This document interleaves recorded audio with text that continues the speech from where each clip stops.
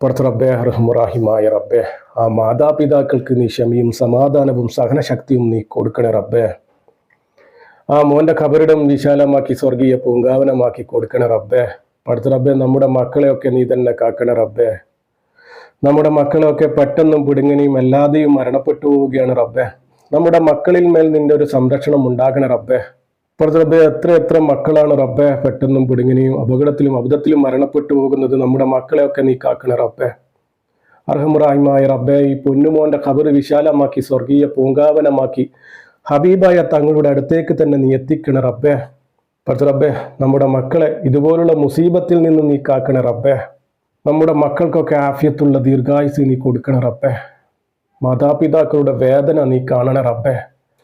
പടച്ച റബ്ബേ, ഈ പാപിയായ സാധാരണക്കാരായ ഞങ്ങളുടെ പ്രാർത്ഥന നീ സ്വീകരിക്കണേ റബ്ബേ. ഇവരുടെ ഖബറിലേക്ക് നീ എത്തിച്ചു കൊടുക്കണേ റബ്ബേ. ആമീൻ ആമീൻ യാ റബ്ബൽ ആലമീൻ.